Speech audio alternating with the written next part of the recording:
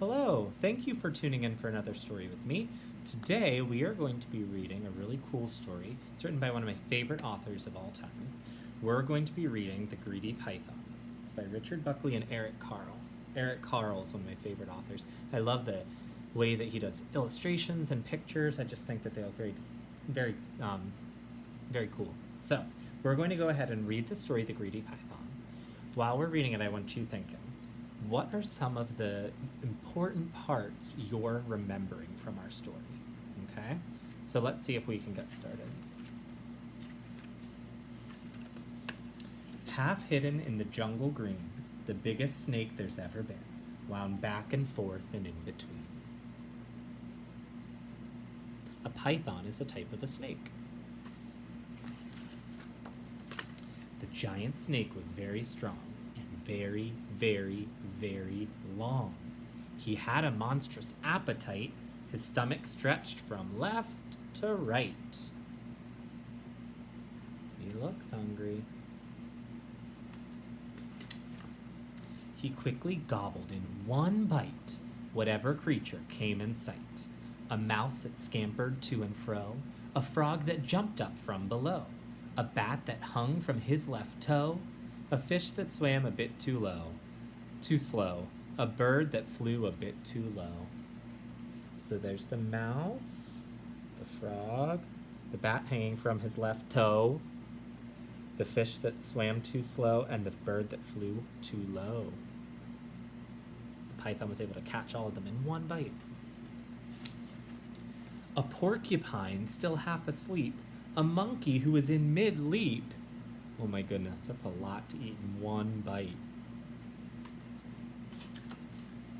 A leopard sitting in a tree, a buffalo who came to see.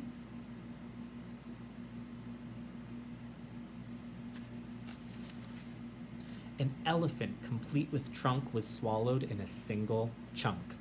"I'm far too big to eat," he cried. "Oh no, you're not," the snake replied. Wow. At last the python's meal was done, and he lay resting in the sun. The animals inside his skin were making quite a dreadful din. Oh my goodness, there's his head, his tail, and look at all those animals. Now, a dreadful din, that's another word for they're making a lot of noise. So they're still alive in there. And when they all began to kick, the snake began to feel quite sick. He coughed the whole lot up again, each one of them, and there were 10. Let's count. 1, 2, 3, 4, 5, 6, 7, 8, 9, 10. He was hungry. He soon felt better, and what's more, was hungrier than just before. He hadn't learned a single thing. His greed was quite astonishing. Greed's a word that means you always want things to be yours. So someone who's greedy would say, "That's mine, that's mine, that's mine." And if someone says, "Would you share?" they'd say, "No." Do you know someone who has been greedy before?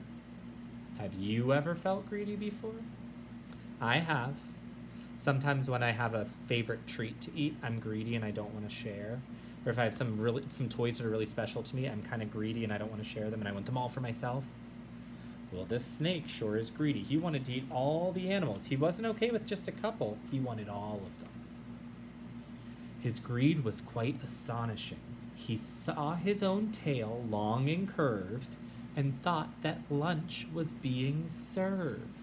He was so hungry and wanted to eat. Without even thinking, he started to eat his own tail. Oh, that's not good. He closed his jaws on his own rear, then swallowed hard and disappeared. He ate himself and poof, disappeared. Now that was a fun story. I think if you're thinking about this story, do you think the story is fiction or non-fiction? Let's look at the illustrations again. They look like they're happening in real life. Ooh, this part here. Does this look like it would actually happen? So it's most likely fiction, because it's not real. It's make-believe.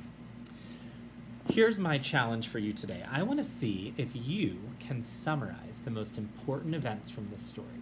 So, instead of listing all of the details, first there was a snake who was hungry. Then he saw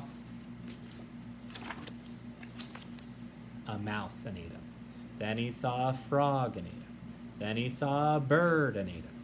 Then he saw a bat and ate the bat. Then he saw a fish and ate the fish.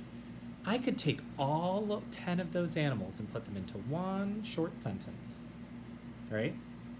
The snake ate a lot of animals. Okay. So I want to see if you can try and summarize the story. Maybe you could try and do a 5-finger retell. Get your 5 fingers out. The first finger is where you say what the characters are in this story. Who were the characters? Maybe the most important character. It's in the title. What's the setting? Where do you think they were? Do you think they were in Carlisle, where we live? Probably not. I think they were maybe in a jungle somewhere? Maybe. What happened in the beginning, middle, and end? So I could say the characters in this story are, the setting is first, then last. And see if you can do it all in your 5 fingers. That's a really good skill to practice so that whenever your teacher asks you what just happened in that story, you can quickly summarize and say the most important things that happened. All right? So, I hope to see you working on those 5-finger retells so that you can tell the most important part of the story. Maybe you could say it to someone in your house. That'd be pretty cool. Thanks for tuning in. I hope you come back to read another story with me soon. Bye.